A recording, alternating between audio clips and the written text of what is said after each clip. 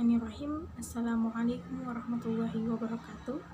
Perkenalkan, nama saya Sekar Wijayanti Purnomo, Prodi Pendidikan Agama Islam, kelas A. Di mana materi yang akan saya bawakan pada hari ini mengenai prestasi Khulafaur Rasyidin. Sebelumnya, kita harus mencari tahu apa itu Khulafa dan juga Rasyidin. Merupakan bentuk jamak yang artinya itu adalah pengganti, sedangkan Ar-Rasyidin itu artinya sendiri merupakan mendapat petunjuk. Jadi, jika diartikan Khulafaur Rasyidin di sini adalah mendapat petunjuk atau para pemimpin-pemimpin yang menggantikan tugas-tugas setelah Rasulullah SAW. Ini itu siapa saja?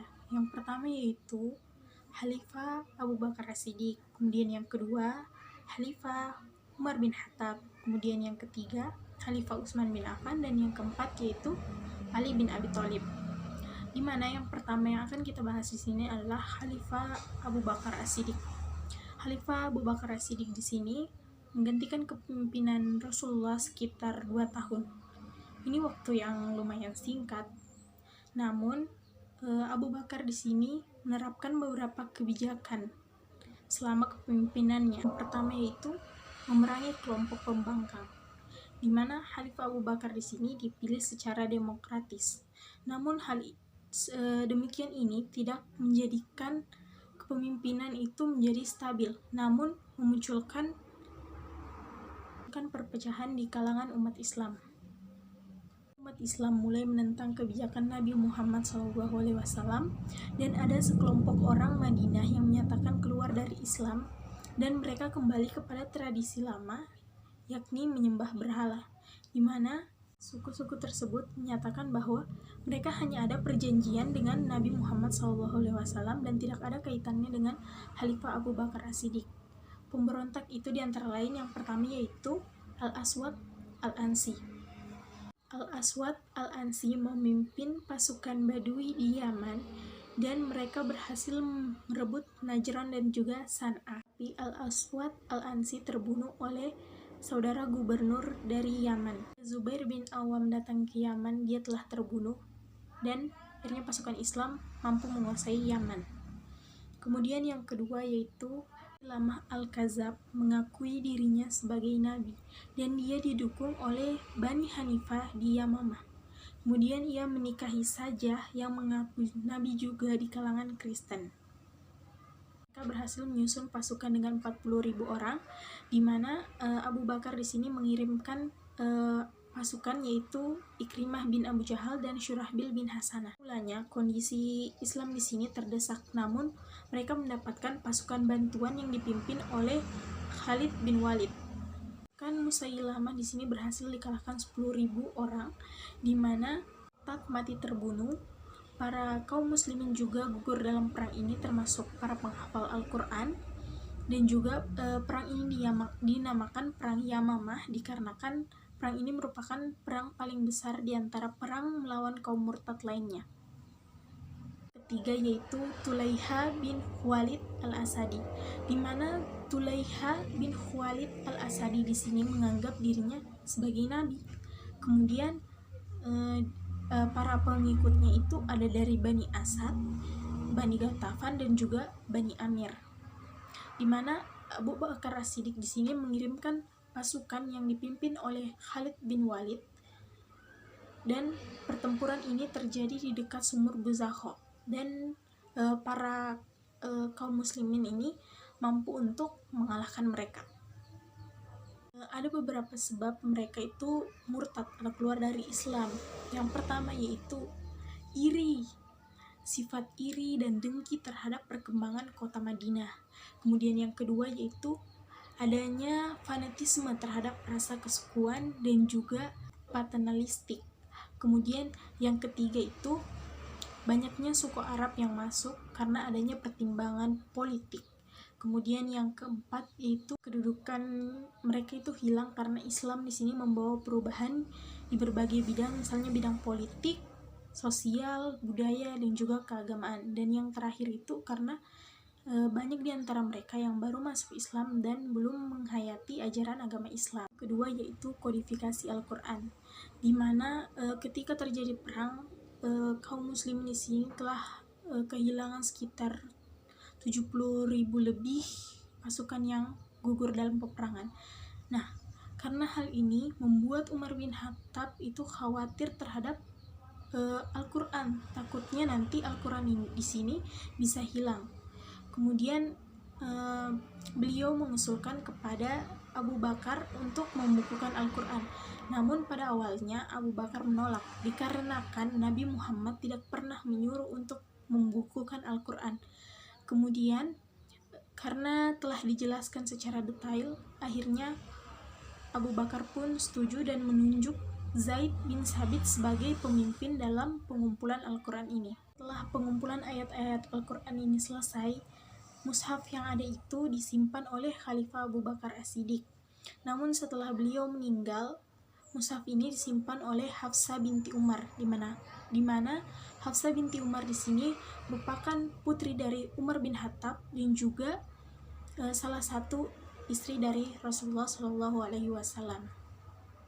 Yaitu perluasan wilayah Islam. Khalifah Abu Bakar melanjutkan penyebaran Islam sampai ke Syria yang dipimpin oleh Usamah bin Hasanah bin Zaid bin Haritsah, di mana panglima ini sebenarnya telah dipersiapkan dari masa Nabi Muhammad SAW, namun tertunda dikarenakan beliau wafat. Abu Bakar, pasukan ini bergerak dari kota Qudo'ah sampai kepada kota Abil. Abu Bakar di sini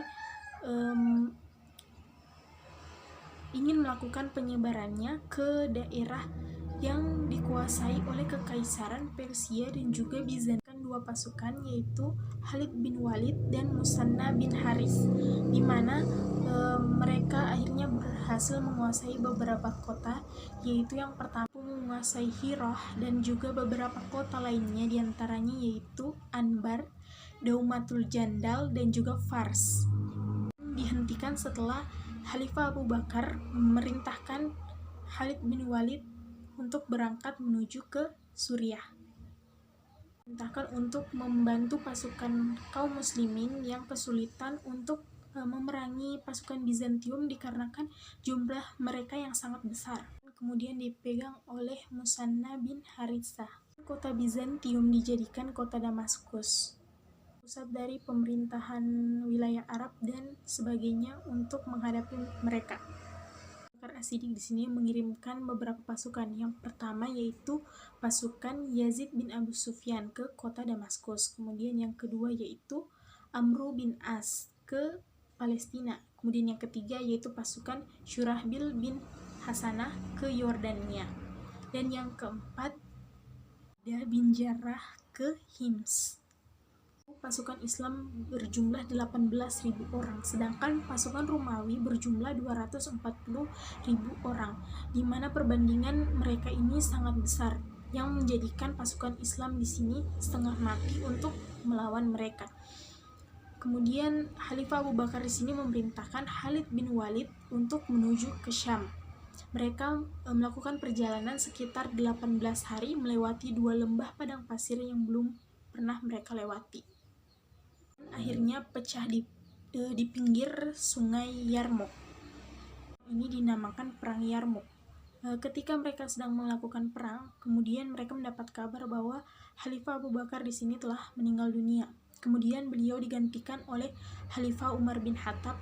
Kemudian Khalid bin Walid di sini digantikan oleh Abu Ubaidah bin Jarrah, dan merupakan kunci runtuhnya kekuasaan Bizantium di tanah Arab. Memangku jabatan di sini dikarenakan adanya wasiat dari Khalifah Abu Bakar As-Siddiq, di mana memangku jabatan khalifah ini tepatnya pada bulan Jumadil Akhir tahun 13 Hijriah. Selama menjabat, ia merupakan orang yang bertanggung jawab dan banyak prestasi yang telah dicapai. Yang pertama yaitu adanya perluasan wilayah, perluasan daerah dan pengembangan Islam di Syria dan juga Persia yang telah dilakukan oleh Khalifah Abu Bakar, kemudian dilanjutkan oleh Khalifah Umar bin Khattab. di mana dia juga melakukan peluasan daerah dan pengembangan Islam juga sampai ke kota Mesir. Masa Khalifah Umar bin Khattab, gelombang ekspansi atau peluasan daerah kekuasaan pertama ini terjadi di kota Syria, tepatnya di Damaskus. Ini jatuh pada tahun 635 Masehi. Dan setahun kemudian, setelah tentara Bizantium dapat dikalahkan oleh kaum muslimin, akhirnya seluruh kota Syria ini jatuh ke bawah kekuasaan Islam. Memakai Syria sebagai basis, ekspansi diteruskan ke Mesir, di mana di bawah pimpinan Amr bin As radhiyallahu anhu, dan ke Irak di bawah pimpinan Sa'ad bin Abi Waqqas radhiyallahu anhu. Atau Alexandria di sini ditaklukkan pada tahun 641 Masehi. Mesir pun jatuh di bawah kekuasaan Islam. Sia, sebuah kota dekat Hiro di Irak, jatuh pada tahun 637 Masehi. Itu serangan pun terus dilanjutkan ke ibu kota Persia, Al-Madain, yang jatuh juga pada saat itu. 641 Masehi, Mosul dapat dikuasai. Dengan demikian, pada masa pemerintahan Khalifah Umar bin Khattab, kekuasaan Islam di sini meliputi Jazirah Arab, Palestina, sebagian besar kota di wilayah Persia dan juga Mesir. Yang kedua yaitu mengatur keuangan dan administrasi pemerintahan. Kawasan daerah terjadi sangat cepat. Akhirnya Khalifah Umar bin Khattab di sini menyusun administrasi keuangan dengan mencontoh administrasi yang berkembang. Persia. Administrasi pemerintahan di sini diatur menjadi beberapa wilayah provinsi, diantaranya yaitu Mekah, Madinah, Syria, Jazirah Basrah, Kufah, Palestina, dan juga Mesir. Pemerintahan Khalifah Umar bin Khattab, ia membentuk Baitul Mal dan juga Dewan Perang, di mana tugas dari Baitul Mal yaitu menyimpan keuangan negara, dan tugas dari Dewan Perang yaitu mencatat administrasi ketentaraan. Bin Khattab di sini merupakan khalifah yang pertama kali menggunakan sistem penggajian oleh pemerintah, dan dia juga memberikan santunan dari Baitul Mal kepada seluruh rakyatnya. Santunan disesuaikan dengan lamanya memeluk Islam, dan juga pada saat Khalifah Umar bin Khattab di sini menjabat, kenikmatan dirasakan rakyatnya itu dari berbagai pelosok negeri. Ketiga yaitu menetapkan kalender Hijriah, di mana sebelum itu para kaum di sini menggunakan kalender Masehi. Untuk membedakan hal itu, maka Khalifah Umar bin Khattab membuat kalender Hijriah. Ini ditetapkan ketika Nabi Muhammad hijrah dari Mekah ke Madinah, dan juga dikarenakan hijrah di sini merupakan titik balik dari kemenangan Islam, dan sebagai tanda dua periode dakwah, yaitu periode Mekah dan juga periode Madinah. Yaitu prestasi Utsman bin Affan, di mana setelah kepemimpinan Umar bin Khattab, Utsman bin Affan kemudian menggantikan kepemimpinannya, di mana ia dipilih menjadi khalifah pada usia 70 tahun, dan ia menjabat sebagai khalifah selama 12 tahun. Di antara prestasi Khalifah Utsman bin Affan yang pertama yaitu pada masa pemerintahan Khalifah Utsman bin Affan, wilayah kekuasaan Islam di sini sudah sangat luas, sehingga menimbulkan kekhawatiran, ditakutkan terjadinya perbedaan pembelajaran Al-Quran di berbagai pelosok wilayah, entah itu dari susunan surahnya ataupun dari lafal atau dialeknya. Sahabat yang bernama Hudzaifah bin Yaman di sini melihat terjadi perselisihan ketika menaklukkan Armenia dan juga Azerbaijan di antara tentara Islam. Menganggap bahwa cara membaca Al-Quran yang mereka lakukan adalah yang paling baik. Dan ini kemudian dilaporkan oleh Hudzaifah bin Yaman kepada Khalifah Utsman bin Affan. Kemudian Khalifah Utsman bin Affan di sini membentuk sebuah panitia penyusunan Al-Quran, di mana panitia ini diketuai oleh Zaid bin Sabit dan anggotanya adalah bin Zubair dan Abdurrahman bin Haris, di mana tugas yang dilakukan adalah menyalin ulang ayat-ayat Al-Quran dalam sebuah buku yang disebut mushaf. Kumpulan ayat-ayat Al-Quran itu disebut mushaf oleh panitia. Kemudian dibagi menjadi ke dalam 4 bagian, di mana salah satunya tetap berada di Madinah, yang lainnya dikirim ke Madinah, Suriah, Basrah, dan juga Kufah, di mana pengiriman ini dilakukan untuk dijadikan pedoman penyalinan ayat-ayat Al-Quran selanjutnya di daerah masing-masing. Yang ditinggalkan di Madinah disebut Mushaf Al-Imam atau juga Mushaf Utsmani. Itu renovasi Masjid Nabawi, di mana Masjid Nabawi di sini merupakan masjid yang pertama kali didirikan oleh Nabi Muhammad SAW. Pertama kali tiba di Madinah dari perjalanan hijrahnya. Masjid ini sangatlah kecil dan juga sederhana, dikarenakan jumlah umat Islam yang sangat besar. Akhirnya Khalifah Umar bin Khattab di sini memperluas masjid ini. Kemudian renovasiannya dilanjutkan oleh Utsman bin Affan, di mana ia lebih memperluas lagi masjid ini dan kemudian mengganti corak masjid ini dengan corak-corak yang lebih indah, yaitu pembentukan angkatan laut, di mana pada masa Khalifah Utsman bin Affan wilayah kekuasaan Islam sudah mencapai Afrika, Siprus, dan juga Konstantinopel. Pada saat itu Muawiyah yang menjabat sebagai gubernur Suriah mengusulkan kepada Khalifah Utsman bin Affan untuk membentuk angkatan laut. Kemudian usul itu disambut baik oleh Khalifah Utsman bin Affan. Bukan bangsa Arab dimotivasi oleh semangat keagamaan dan juga dikarenakan adanya keinginan untuk mengakui dan memeluk Islam. Pada masa Khalifah Utsman bin Affan, perluasan wilayah di sini sudahlah sangat luas. Perluasan wilayah-wilayah itu yang pertama yaitu perluasan wilayah ke Khurasan, yang dimana dipimpin oleh Sa'ad bin As dan juga Huzaifah bin Yaman. Kemudian yang kedua ke Armenia yang dipimpin oleh Salam Rabi'ah al-Bahli.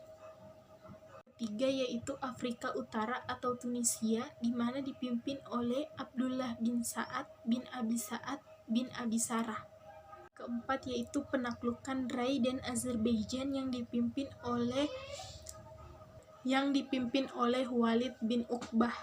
Khalifah Utsman bin Affan pada saat kondisi kaum muslimin masih kacau, Ali bin Abi Thalib di sini dipaksa untuk menggantikan kepemimpinan Utsman bin Affan, di mana ada beberapa di antara tokoh yang menolak Ali bin Abi Thalib untuk menggantikan kepemimpinan. Namun di sisi lain ada beberapa prestasi yang dicapai oleh Khalifah Ali bin Abi Thalib. Yang pertama yaitu mengganti para pejabat yang kurang cakap. Ali bin Abi Thalib menginginkan sebuah pemerintahan yang efektif dan juga efisien.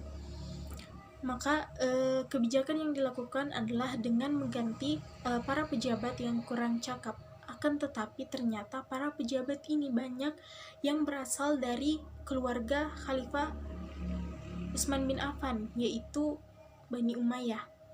Sehingga ketika Ali bin Abi Thalib mengganti para pejabat ini, mereka banyak yang akhirnya makin kesal terhadap Ali bin Abi Thalib. Gubernur yang diangkat oleh Khalifah Ali bin Abi Thalib antara lain yang pertama yaitu Sahal bin Hanif sebagai gubernur Syria, kedua Utsman bin Hanif sebagai gubernur Basrah, bin Sa'ad sebagai gubernur Mesir, Umroh bin Syihab sebagai gubernur Kufah, Ubaidillah bin Abbas sebagai gubernur Yaman. Yang kedua yaitu membenahi keuangan negara atau Baitul Mal, di mana pada masa pemerintahan Khalifah Utsman bin Affan di sini banyak memberikan fasilitas kepada keluarganya, sehingga Ali bin Abi Thalib harus membersihkan permasalahan-permasalahan tersebut. Harta-harta dari para pejabat yang didapatkan secara tidak benar. Harta tersebut disimpan di Baitul Mal dan digunakan untuk kesejahteraan rakyat.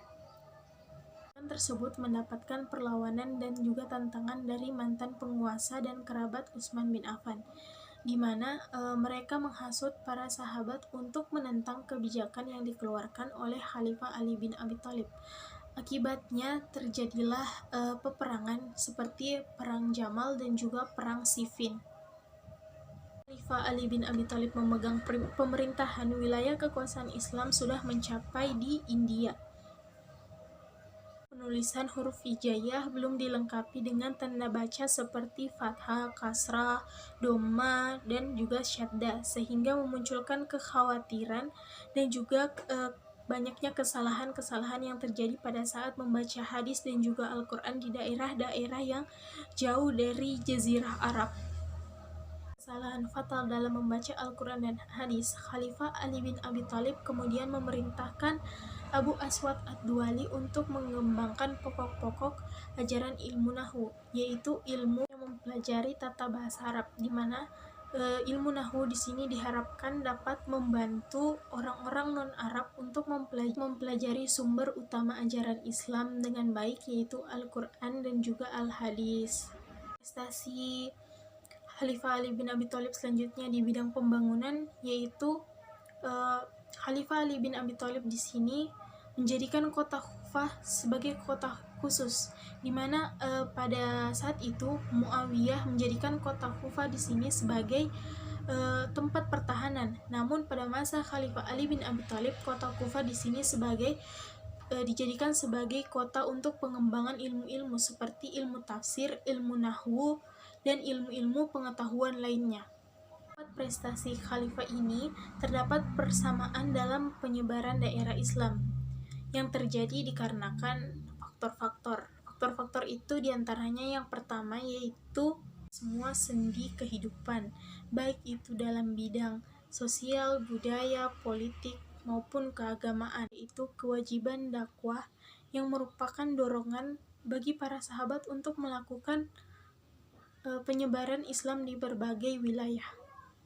Selanjutnya yaitu Bizantium dan Persia mulai melemah sehingga Islam mulai berkembang dengan cepat. Yaitu kebebasan beragama di Bizantium membuka peluang untuk mengajarkan ajaran agama Islam. Yaitu perluasan wilayah Islam di sini dilakukan dengan cara simpatik, cara yang penuh dengan kedamaian. Kekerasan di sini dilakukan jika sudah tidak ada pilihan lain.